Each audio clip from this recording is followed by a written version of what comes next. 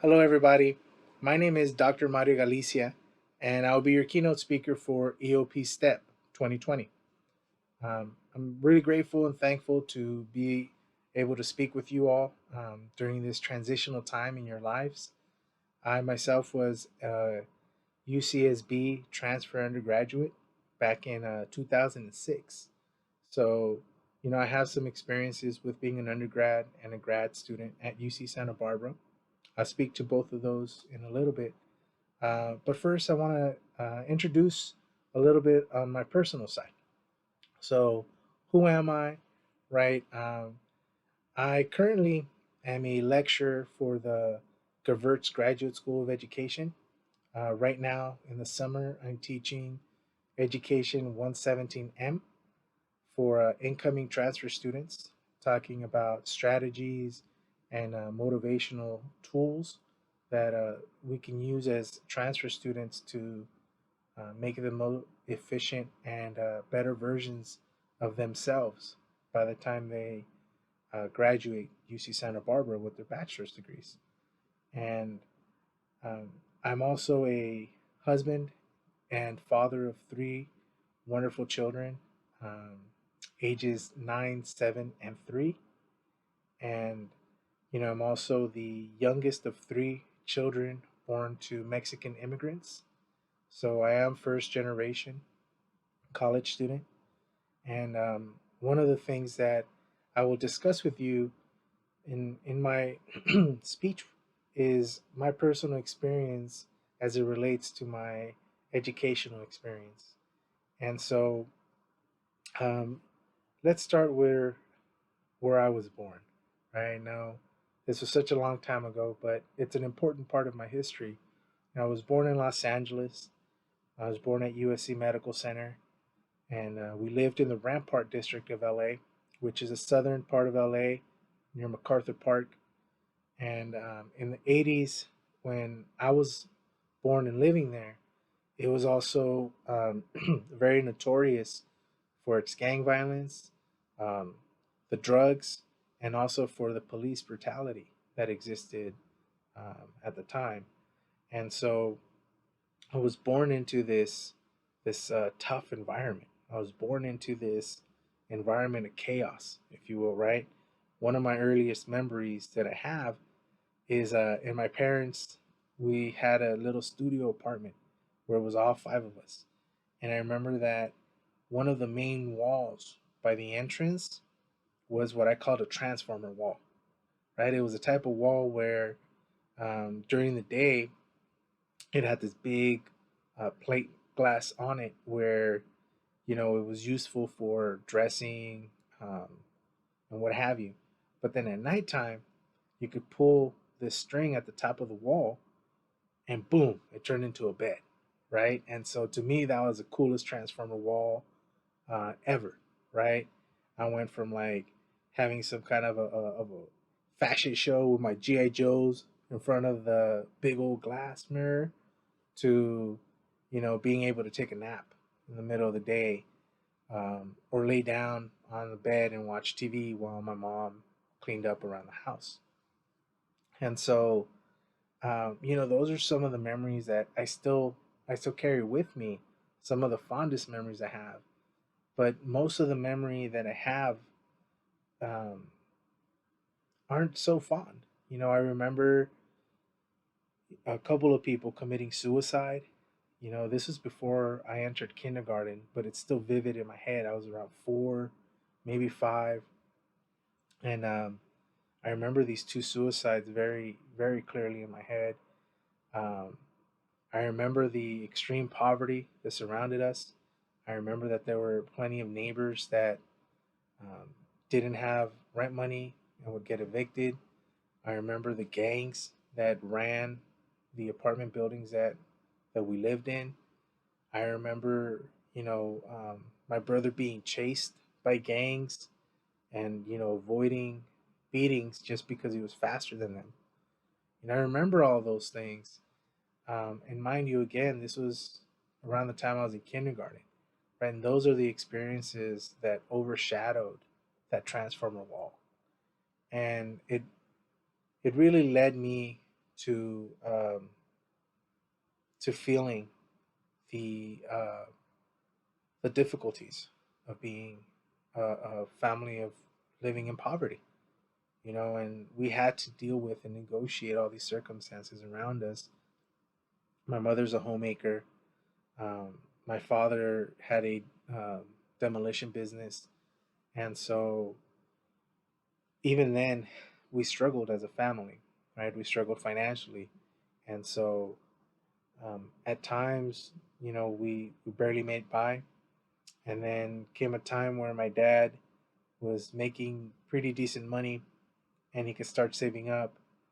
And what he did was he ended up saving up and moved us out of Los Angeles and moved us to San Bernardino.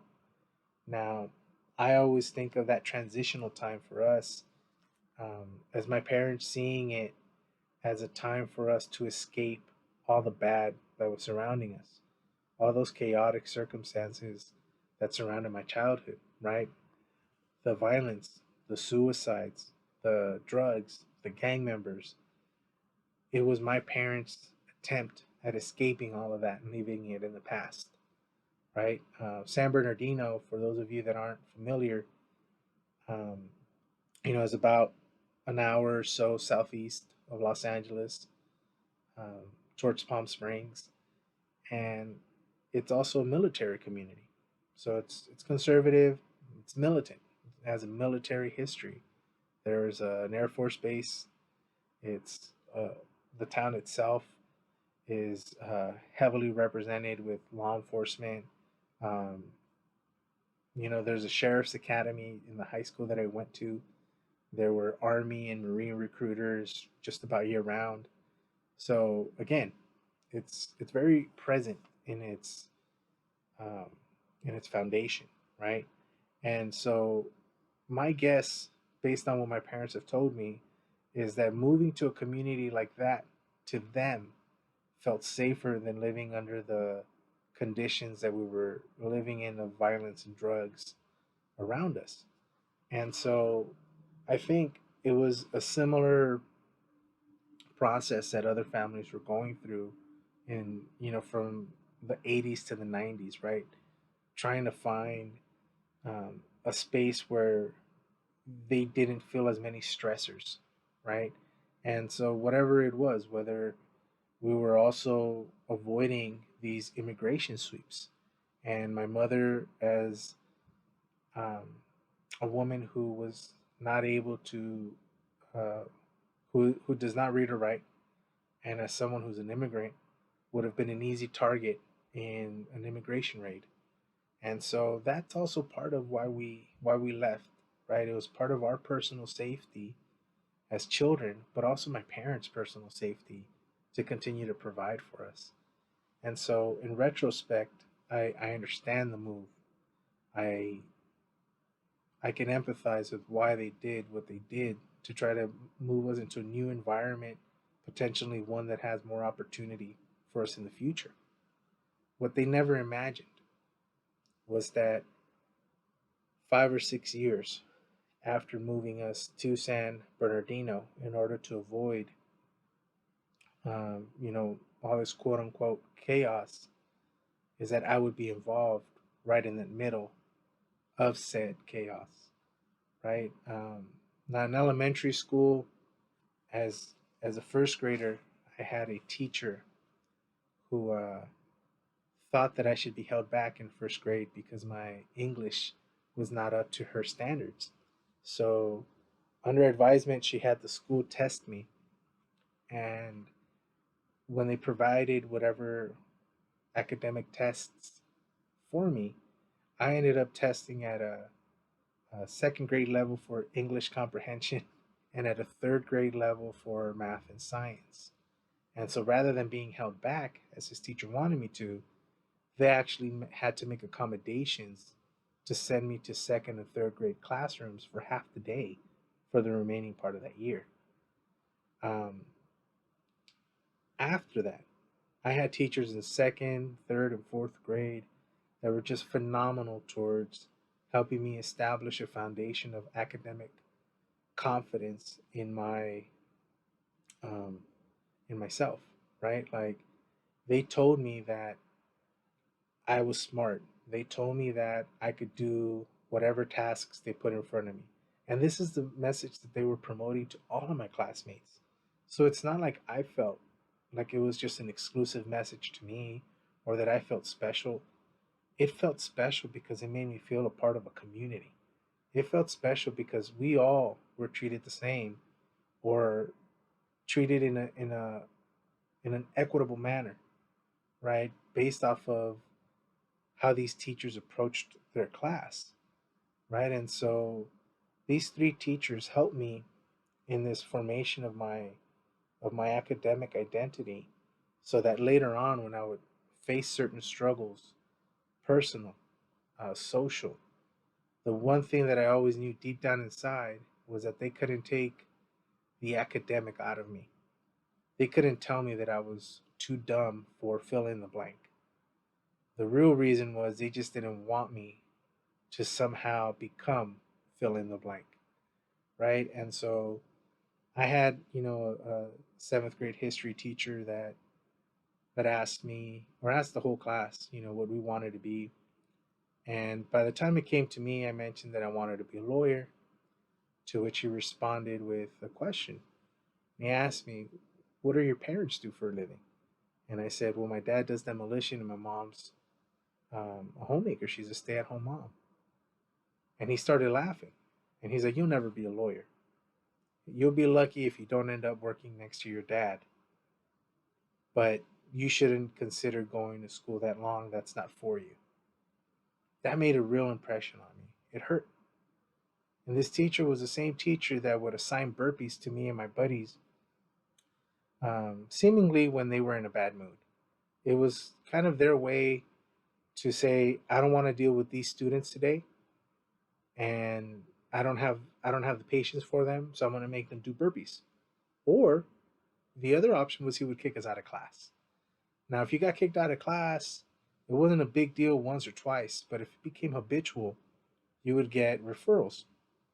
And this was at the beginning of the expansion of zero tolerance policies in the 90s, right? These part of these bills that came under Bill Clinton, where in schools the punishment was escalated, right? So whatever would have been a slap on the wrist in the past was now some kind of a reprimand, a referral, on campus suspension, or off campus suspension, right? And so, you build up enough classroom visits where you're kicked out, you get referrals.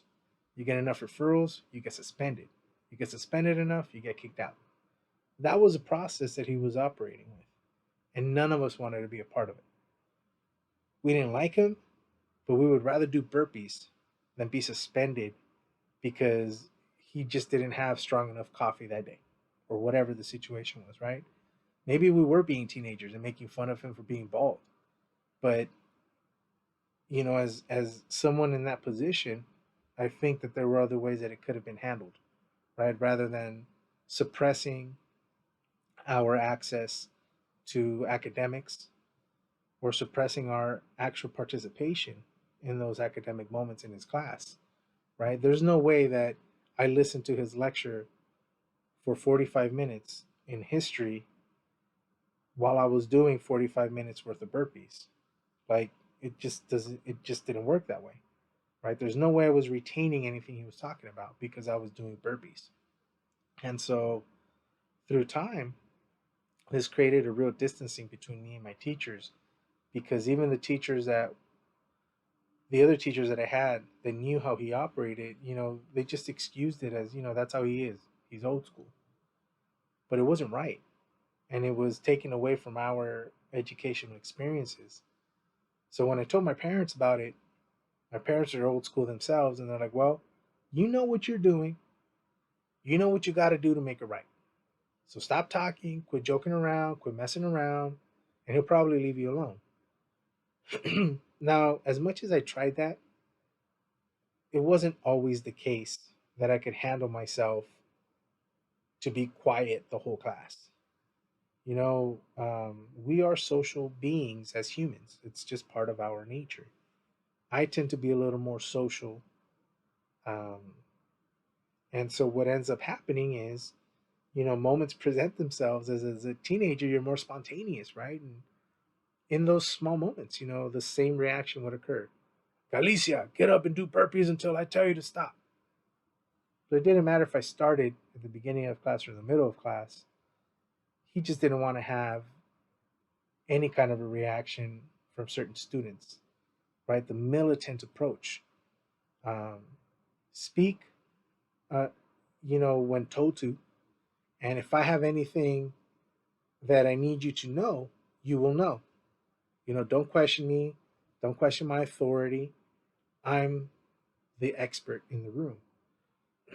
So it felt very distant, and with the other teachers backing him up, I just didn't feel like I was supported like I was in elementary school by my other teachers. It just didn't feel the same. It felt like there was something else going on. And I didn't know quite if I should call it what I felt it was, but it definitely felt like it had something to do with the color of my skin and my last name. And even though I'm light skinned, for for whatever um, profiling purposes people might have, I would be considered light skinned and privileged in that. But even then, my last name is Galicia, which is a Spanish surname, which, to them, to these teachers, it meant something, right? It meant that culturally I was deficient in what they were trying to teach me. So I just needed to be quiet, shut up, and learn. That's all they wanted, right? They wanted these perfect little soldiers out of us. And the problem was that we were unwilling. We were unwilling to participate in this war. We're unwilling to be enlisted, right? We're not soldiers, we're students. And that mentality really plagued me in in how I develop relationship with teachers. Because through the course of time, um, I would come across teachers with a similar mentality, and I would just completely be shut off by them, and wouldn't even try to make a second attempt with them because I already had this one teacher as an example of what I was headed towards. So Mr. Thompson had messed it up for any other teacher that had a similar message, even if it was given in a different manner. Because if it sounded like Thompson, I just didn't want to deal with you. And, that led to me distancing myself from possible connections with faculty, teachers, staff, and my high school. Um, and then I met another teacher like Thompson, but I felt he was worse than Thompson. And I felt that he was worse than Thompson because he definitely didn't want me to go to college, and he definitely didn't see any value in me other than as cheap labor or as another member of the military. Um, and this teacher let me know one day by telling me that I shouldn't think of being anything outside of some kind of a army or a marine specialist because if I attended college, it would be a waste of financial aid. When he said that, by telling me that financial aid, free money, would be wasted on me as a college student, that hurt. And it hurt because my brother was in graduate school getting his master's degree in biochemistry. My sister was working on her college degree, her bachelor's, and this man had taught both of them. Yet he looked at me, and somehow the difference between me and my other two siblings was so great that he chose to tell me what he said. And it hurt me, and it really made me doubt myself. It made me doubt everything those earlier teachers had taught me about, the kind of individual I was academically and personally. And it almost broke me. But what it also did was it helped me realize that not everybody was an ally, that not everybody wanted me to succeed. And I had to be okay with that because if I stopped and worried about everybody that didn't want to help me, then I would fail to see those that were there to help me. right? And so, unfortunately, because I had had so many experiences with teachers um, seemingly bonding against us, against me personally, the options that I saw around me felt limited. And at the time, as a freshman in high school, having been through, so many teachers that had said so many negative things to me, the next place that I looked was in my peers. I looked at them for support. Unfortunately, what was going on was our high school, had the presence of, a dozen different gangs. And so oftentimes my peers and I at that age were positioned to have to pick, what neighborhood are we going to align with? Maybe we're not going to get jumped in, but you still have their back, because those are my homies, those are my friends. And you begin to build these relationships that after a while, in my instance, my circumstances, I felt like at, at this point, after having been chased and jumped and beat up by so many other gangs that were not from my friends' neighborhoods, I felt I had to take a stance. I felt that in order for me not to get chased and beat up on my way home from high school, I needed to align myself with one of these groups. So eventually, I ended up getting jumped into this crew on campus. It would be considered a street gang today under the legal definitions of it, but we called ourselves a crew. We weren't operating any territories, but we were working within this community all together.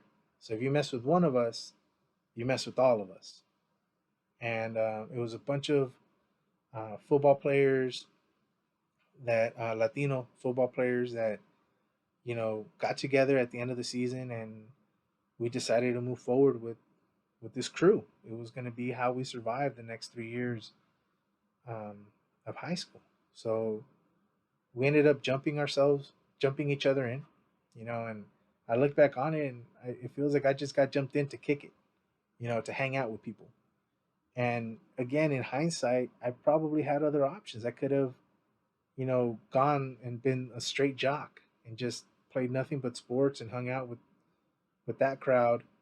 And it made it felt more difficult because my friends, my neighbors that I grew up with and around weren't in those same circles, and so for me, the choices that I had to make, which were harder. And at the time, it seemed like it was the least hard choice to make. Unfortunately, there were a lot of things that came with being a part of this group that could have resulted in my having gone to jail or worse.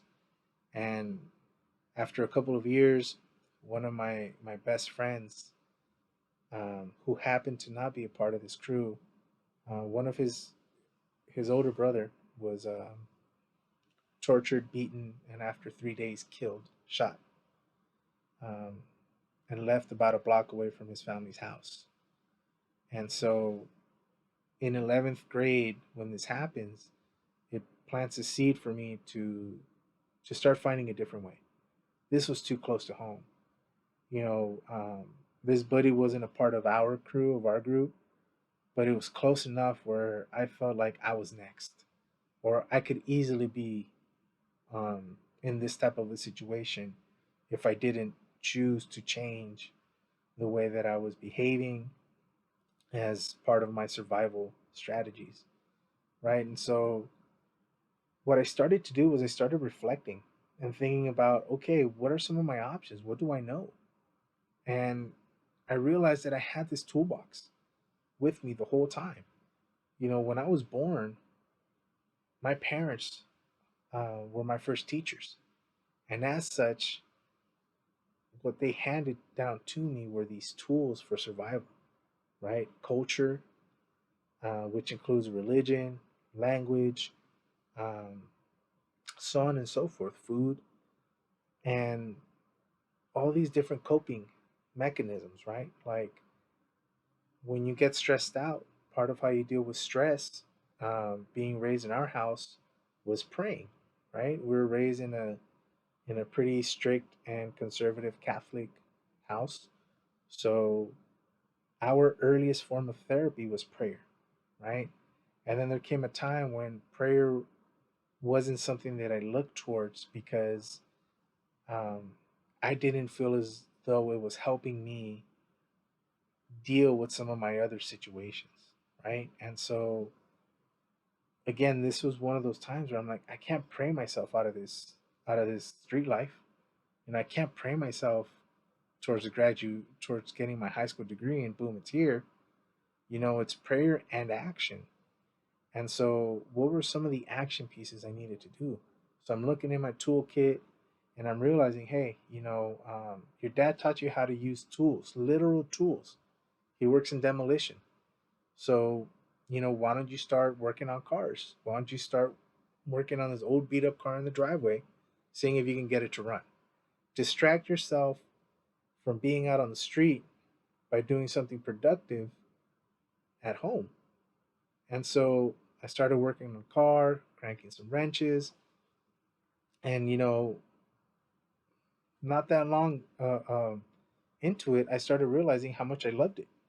How much it came easy to me figuring out how to take things apart and remembering how to put it back together. And I realized that, I was good at something, that I was smart. There'd be lots of people around my neighborhood that weren't willing to work on my car or do some of the things that I was doing to it, but I didn't have any help. We didn't have the internet. I couldn't Google how to do, X, Y, or Z on my car. I had to ask around. I had to go to AutoZone, pick one of the parts guy's brains, see what he would tell me. So I had to hustle. And that was something that I realized was in that toolbox. That that hustle would lead me to finding out what the next best survival strategy for me was. For me, I thought it was working on cars. So I figured I'd graduate high school, I signed up for community college, I become a mechanic. There's some dealerships out in Riverside that hire straight from RCC's Auto Academy, if you will. And so I could be making 40, 50 grand a year to start, right? With just my community college automotive certificate. Um, and that was my plan. My plan was to go to community college, do that, and then see where life took me. Eventually I wanted to have my own shop, my own brand, and build from there. But what ended up developing in my last year of school was this understanding for my community and how it operated outside of school. There was a lot of law enforcement, and every time I would get stopped, it was always a very aggressive interaction that I had with law enforcement. One time I remember um, going to lunch, and I was actually by myself. I was just going to grab a quick bite, and I didn't have anyone near me, right, that I could invite.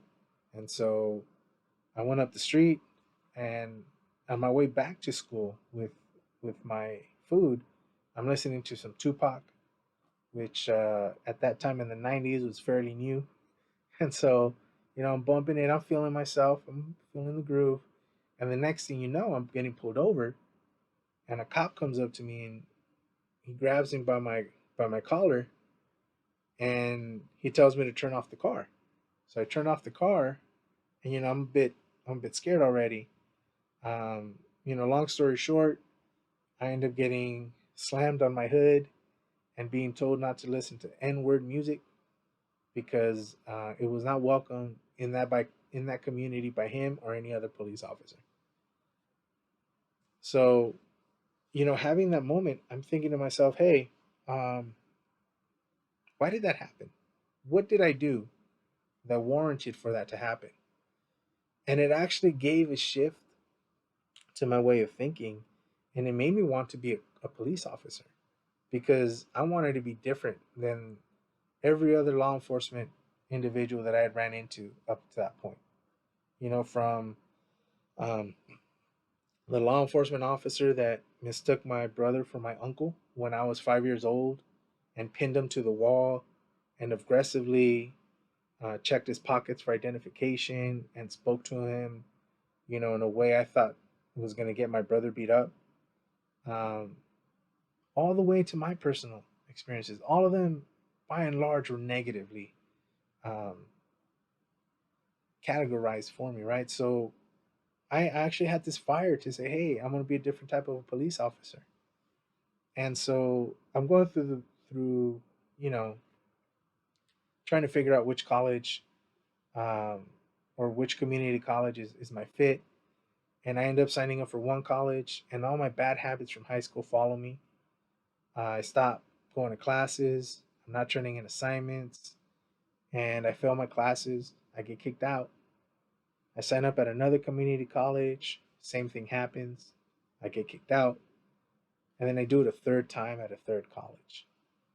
And after that time, um, I ended up realizing that I had a couple of options. My parents put it, look, you can either take school seriously and you have access to a car that you can drive to school, or if you want to work full time, you can find yourself a job.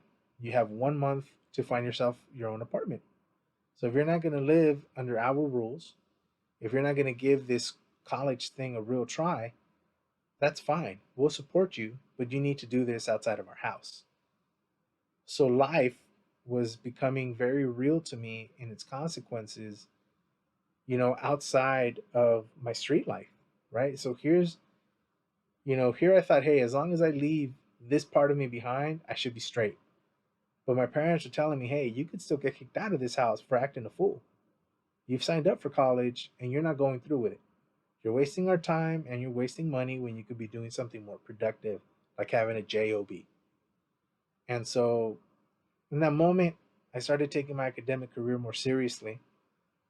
Through the course of the next year, I ended up going from academic probation to becoming an academic tutor at my community college. The following year, I end up receiving a few scholarship awards from the Student Services Department, graduating from Riverside Community College, and delivering the keynote commencement speech for students at the 2005 Riverside City College graduation. I had gone from being kicked out, from being a member of this crew just a couple years ago, to standing in front of thousands of other people, students and their families, in a whole different other identity. I had found myself in school. I had found counselors that had told me that they were there for me. They showed me other people that were there for them as well. And in this process, I was able to move from being on probation to being a tutor. It taught me that I needed to take care of my mind, my body, and my soul. I needed to go to counseling. I needed to seek therapy, right? But I also needed to have a more regular routine of proper nutrition and exercise, which was something that I didn't really know, right? And this is something that for me is, a continued part of my long game. Something that as I get older, I have to adjust my diet. I have to adjust the types of exercise I can do. And in those adjustments, you begin to realize how this has been a part of your life. Now you've made these adjustments on and off, but sometimes it's the tools that you use that help the type of adjustment that you're making, right? So for me, in that time, I didn't have the tools in my toolbox that read therapy, right? I only had religion and prayer, and those weren't enough for me. So I sought out this additional help. Um, I started tinkering with meditation a little bit, and I started realizing that I needed to create a strong network of supportive people around me, right? And so I had peers that were just as motivated as I was, if not more so, that pushed me and challenged me to continue to be present and focused on my future. And in that process, I met other staff, other faculty who very much like-minded and very supportive of my process. I ended up transferring to UC Santa Barbara with my then girlfriend, now wife, and I was fortunate that I had a mentor at my community college from the Puente program, who had given me a list of contacts of different departments that I should reach out to. And so I started doing so when I got to UC Santa Barbara as a transfer student.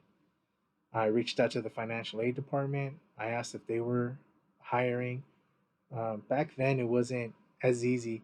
I say this, it was 14 years ago, right, in 2006.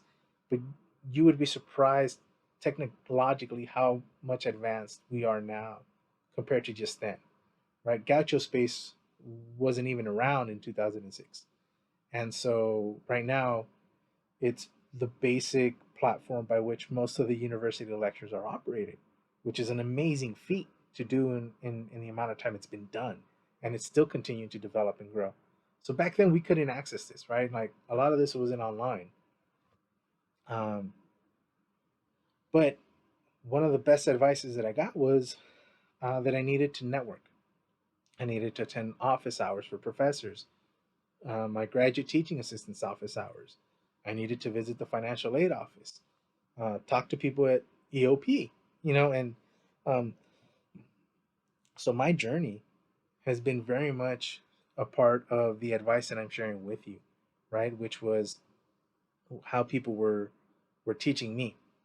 And I went and I visited these departments. I was lucky enough to get employed in the Office of Financial Aid. I worked for the Office of Admissions. I worked for EOP.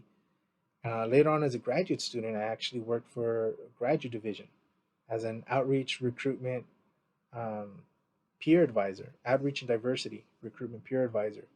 And so um, I made I made my experience as a student also make sense to me as a professional, right? So if I have to learn all of these traits, if I have to learn all these tricks in order to make my equation balance out, right? This resource plus this resource plus this department equals my success. Okay, if that's the case, I also felt, that I should be one to pay it forward to that same capacity, right? So workshops for EOP are about, providing this type of information. So it felt very rewarding to be employed in those situations because I was just giving everybody the same information I was getting it, but hopefully getting it to them sooner, right? And I did the same with graduate division, and I'm super thankful for the professional experience that I gained from all those departments. Um, because as an academic, I could see how when my students visit me during office hours, they are in need oftentimes of student services and the departments of which I worked before when I was an undergrad. So my experience from being a peer advisor in those departments helps me as an academic lecturer right now, right? So as a professor, right, teaching classes, I'm able to tap into that student services side and give my students some advice. Plus, in my network, I can just point them to the right department or towards a better choice than myself, maybe, so that they can get the assistance that they need in order for them to succeed and obtain the goal that they want, right? So you're continually adding tools to your toolbox. You're continually shaping them, maybe adjusting them and adapting for time, or simply getting rid of old tools. Those old habits of not going to class, of not turning in assignments, got to get rid of those suckers. You can't get, it is very difficult, I should say, for you to obtain a bachelor's degree, much less any advanced graduate degree, without doing the work, without typing the papers and submitting them, without reading, without showing up to class. It's hard for you to pass, let alone earn yourself a degree, right? So those are tools that I had to get rid of my toolbox. Now, why I had them in there to begin with was something that I started addressing in therapy, which was another tool that I had brought into my toolbox. So even though I was getting rid of these two, the bad habits, not turning in homework, not showing up to class, This therapy tool was helping me understand why I didn't need them in my toolbox and was helping me adapt other ones that I did. So, financial aid, understanding financial aid, that's a unique tool. Understanding the pathway for admissions, for transfers or freshmen, that's a unique tool, right? Understanding resources management for retention and promotion for students from more vulnerable and marginalized communities. EOP, Graduate Division, helped me continue to hone not only those skills, but also um, the manner in which I paid it forward to other people, right? So my education has been very cathartic in that manner as well. It's been therapeutic for me to go to class and read and understand why things were happening to me in the 90s because of these zero tolerance policies, because of the politics, because of the money, all framed into it. Even though it doesn't change the situation, because I can understand it for what it was, it helps me move forward, right? Rather than like, why did that happen to me? I was a GATE student all the way to seventh and eighth grade. Why did Thompson not like me? Like, why was it such a big deal that I had to do all those things? Why did that teacher tell me I'd be a waste of financial aid? Um, by the way, it's pretty ironic. He told me I'd be a waste of financial aid, and then in college I ended up working for the financial aid office. So, of all things to happen, I think that one of the things that really motivates me is proving those types of people wrong just by doing what I need to do. So, in the process of doing what I need to do, of what is right for me, it's just like the cherry on top to know that they were wrong all along and that they're probably realizing it now. And if they're not realizing it now, then it doesn't mean as much to me anyways, because I've moved on. I understand that you were just um, treating me in the traditionally racist fashion that you were used to treating other students from a similar background. I don't like it. It wasn't right. But now at least I understand it. It wasn't just me being a bad student and you giving me this type of punishment, but rather it was the whole context of the situation, the military town, this man's military history, his personal history, right? The community and its development through time, right? And the mentality around controlling them. That was all involved in it. My education, reading those books, writing those papers, sharing my experiences, and then helping others through the same process has been very therapeutic. You're being welcomed into an environment right now through the EOP program where they're welcoming you with open arms. They're presenting different departments around campus and how they are a resource and ally for you. And they're also providing you with the capacity to build a network from here, to start working on yourself while also seeing how there is space for development for future students to come in your place. One of the wonderful things that I love about EOP is its historical value to the development and progress of our student and professional community on campus, right? EOP was created by students, it's operated for students. Um, Students still run the workshops, they still have office hours, they're still peers. Um, but because it's so tapped into that side of campus, it's so open to listening to students' needs and helping collaborate with other departments that it you are in a really uniquely um, academic setting, right? Where you're also being surrounded by community, right? And there are um, when you get to campus at some point, you'll visit the student resource building where EOP is housed on the second floor. And you'll notice as soon as you go into the building that there are three words that are emblazoned on the wall. One of them is community, the other one is leadership, and the last one is scholarship. Those are all three things that you will gain as being a part of a UCSB student. You'll learn about community. You learn about community building. I come from a community that operated very differently than Santa Barbara, right? I come from an impoverished community. San Bernardino to this day is one of the top 5 poorest cities per capita in the country. Santa Barbara is probably on the opposite end of that spectrum in the top 10, top 5 most affluent cities, right? We have people like billionaire Oprah Winfrey living just outside of town. And so, with that context, right, we learn to understand what community meant to us, but what community could be for us. What changes can we create as students, as a part of UCSB, that extend beyond that into the community at large? If not just in Goleta, Isla Vista, or Santa Barbara, what about my home community? What can I take from this experience and take it home? Right? This is what your student orgs are about. This is what um, orgs do in order to help pay it forward to other high school kids, right? By helping them with their high school applications, by helping them fill out financial aid forms, by telling them what kinds of classes, majors, and career opportunities they have by simply attending college and obtaining their degrees. This is how we pay it forward.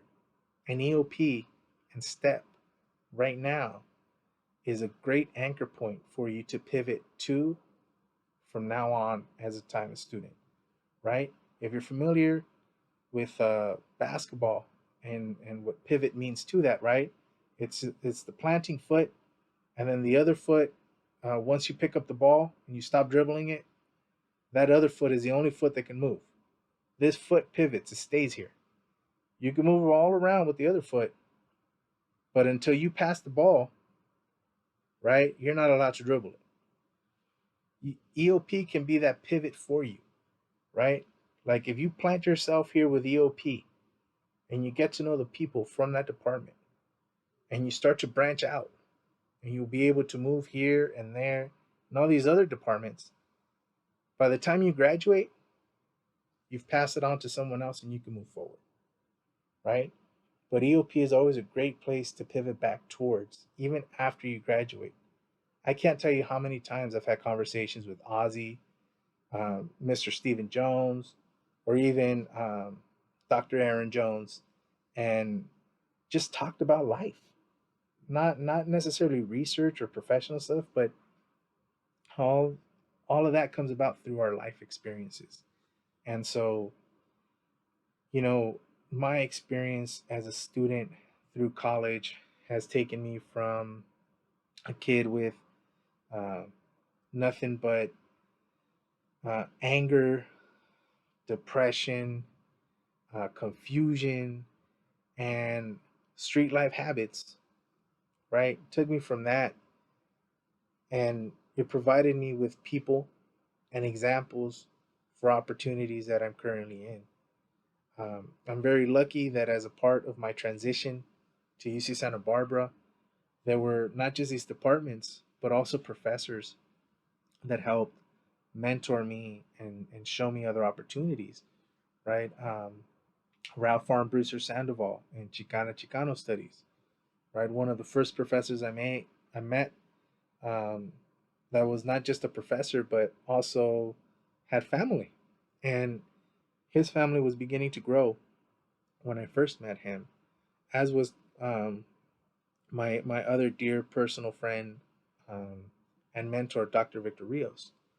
Um, they've both, in some way or another, helped shape that early part of me to saying, you know what, I can do graduate school and I can be in the process of starting my family. I don't have to wait for either one. I can do both of them. It's going to be difficult, but as long as I keep doing what I'm doing, surround myself by positive people, learn about more resources, and surround myself in an environment to help promote me, I'll be fine, right? There's a daycare here for our children to help give me time to focus on my work, school, and there's a plethora of resources on campus, right, that also help with providing us the different services that we need. And so seeing them make it through, hearing their experiences helped me understand what I needed to start seeking out for me, right? And so I was super lucky that I've been able to follow Dr. Rios as closely as I have, to see how he manages personal life with his professional life, and then trying to see, what of those I can transfer into mine, right? Like what makes sense to me. Um, I in this moment can't produce or publish to the capacity and to the quality that um, Dr. Rios and his colleagues can, right? But given the pathway that they've shown me, I know that I just have to reset, refocus if that's what I want my goal to be. If I want my goal to be um, publishing and living a research academic life, right? That's a shift. That's a reset that I need to work on. And it's perfectly possible and able, right? Because I have the proper support system. Right now, you're at the beginning end of yours, um, but you're not in a hole. Like you're not buried where you don't have anyone around you. You don't know who's going to be here. That's what this whole experience is about. It's about presenting you the right people, grabbing you at a perfect time when you're working on figuring out who you are, what you're interested in, and how you're going to change the world. Right? These are the people that are going to be there to help you. They're going to set the standard. They're going to help set the tone. And with your personal creativity, change will come. Right? And so, one of the things that I want to encourage you to do as as you move forward in your educational experience is to try to digest the moment for what it is. You might be coming into UC Santa Barbara, thinking of yourself as that 4.4 GPA student that was unmatched by any of their peers in their high school, to now being around 20,000 other examples just like you, right? And that's not a bad thing. I could see how you might be a bit intimidated by that, but that should be something to push you, to challenge you, to grow, right? Because when I've met people that I felt were my academic match in class, those are the people that I studied with. Like because I was learning from them how they understood and learned the material, as well as applying it under my own context. That's how I was able to grow, right? By taking and learning from other people advice and guidance and applying it into my personal experiences, right? That's, I feel, something that EOP helped really cement into me as being an appropriate, if not massively effective strategy for my personal success. And again, I can't begin to define how um, thankful I am for having had the EOP family in my own life, because they've seen me as a student, they've seen my wife as a student, they've met our children, and they've seen them from babies. They've carried them while we were working in our various department office spaces, and so we've grown. Not just ourselves, but our children have really grown and matured in this community. And for someone who was in my position when I first started my educational journey, I feel that all of you um, have a better chance of achieving anything that is presented to you, so long as you understand that you're not alone and you've got other people here to support you. Right? You're starting off with that thought process 3 or 4 years sooner than I did. Right? So some people say, "Man, you've really done this and that," and I think to myself sometimes, "Yeah, but what if I'd have done it a little younger?" Right? I don't get caught up on that, because life, I believe, occurred to me when it did. Um, and I'm very happy in my personal life right now. Um, I love being able to teach at a university. I love to be able to still work with youth across San Bernardino, Riverside, and LA counties, across juvenile hall facilities. I get to work with those youth and their parents, as well as in personal school settings. Um, and I also get to coach my kids' little league teams and be a part of their PTA. Those each and then of them alone is worthy of its own 30 to 40 hours a week. Um, but for me, I'm able to create a balance because they all make sense in some fluid motion in my life, right? I could transition my uh, my personal private consulting into my teaching experiences because they go back and forth with one another. And so then I can build more connections, right? And as I'm working on the local PTA, I'm trying to make sure that we manage the situations to not create what I've researched and studied as being ineffective for our students. So as a parent, I'm always going to be involved in my kids' school and their education. But if I weren't involved in the discussion, I would feel worse about it if I didn't do anything, right? So, my first piece of advice: get involved, stay involved, right? EOP, AS, student orgs, your class, research, whatever you get involved with, stay involved in it. Make sure that you see it through and make sure that you understand that as you're moving through this, there's going to be ebbs and flows. There's going to be highs and there's going to be lows. This is where you need to find those personal management resources for you to take care of your mind, your body, and your soul, right? You should look into um, our personal health services. You should look at counseling services.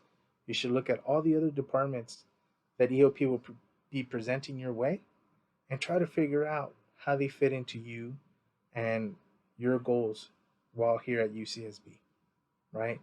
That could be academic or personal. So like I mentioned, for me, I needed to get through my personal to be able to focus on my academic.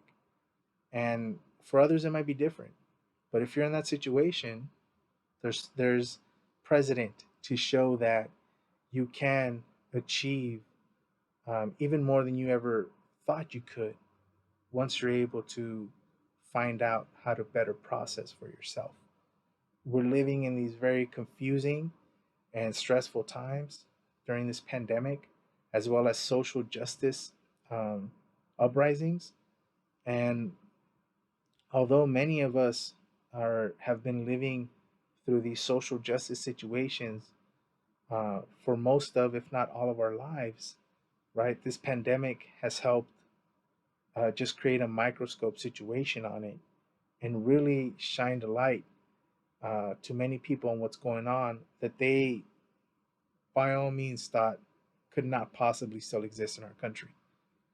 Um, I have had friends, that have told me, "Hey, man, I didn't know this was going on." And internally, I'm thinking, well, if you would have ever listened to what I'm studying about, you would have at least known because that's part of what I've talked to you about. But on the back end, I'm like, you know what? Now they're open. Now they're willing to talk. So do I make them feel bad because they didn't listen to me before? Or now that I have their ear, do I take advantage of it and bring in the conversation what I know? And I think that that's part of the maturity, right? That I've learned through time in understanding how to build community, right? If we want to build community, we learn that we disagree and sometimes we take different approaches. But as long as we have common goals, that makes a big difference in how we form our community, right? And you're going to learn in the course of the next few years that you're going to be living in a whole new era of life than you might have imagined 4 or 5 years ago, maybe even last year, right? This pandemic is going to shape our lives for the next couple of years in different ways, right? Not just biomedically, not just economically, but socially, right? There's going to be differences, adjustments, adaptations made from now, through the next several years, if not longer. And what I want you to focus on is on being able to take care of yourself. And in doing so, you'll be able to take care of others. This is a reminder of something that I constantly tell myself. I have these affirmations that I use on a daily basis sometimes to remind myself something simple like I am loved, um, I am present, and I am open minded. Right, things that help me get through some stresses in my life, and I pay them to my kids as well. I tell my kids you are loved. I tell my kids that they are smart. I tell my kids that they are beautiful. And I tell them that every day before I drop them off to school. That way, if anybody tries to say otherwise, we can always pivot back to that, right? And I feel like EOP has been representative of that love, um, for its students, right? And so you can always feel it when you go back and you visit as an alum. I'm kind of jealous, even though you're doing this through Zoom. I'm kind of jealous of you being a part of STEP because as an undergraduate, I didn't have that opportunity. I was a transfer student, and we EOP hadn't implemented it yet as part of its summer programs. And I always saw how students that participated in STEP had these beautiful, long-lasting, fresh friendships that sometimes transferred into their professional careers, right? So you started off as EOP steppers, you helped each other out through your bachelor's degree, and boom, next thing you know, both of you are working on campus as full-time staff. Now you're an extension of that historical continuity for campus, right? Which is important. You feel valued, you feel needed, right? And in that same place, I want you to remember to pay it forward, right? Just as EOP is doing to you now, just as other people, counselors, teachers, loved ones have helped you by giving you guidance, love, space, an ear, right? That's stuff that at some point in time, when you're ready, you should be also considering paying back, right?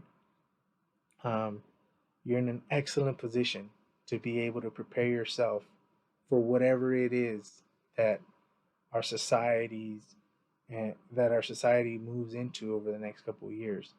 UCSB as a leading research university is one of the few at the forefront of changing the way that we see and understand academic relationships with students, right? It's not just academic, there's personal too, right?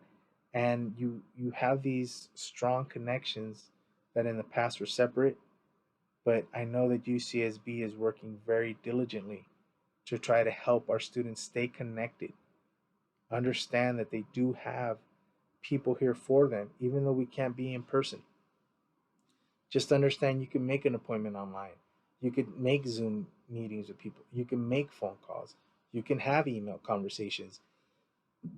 Socially distant does not mean um, to be in complete isolation, right? Like you're not supposed to stop talking to everybody and push yourself away.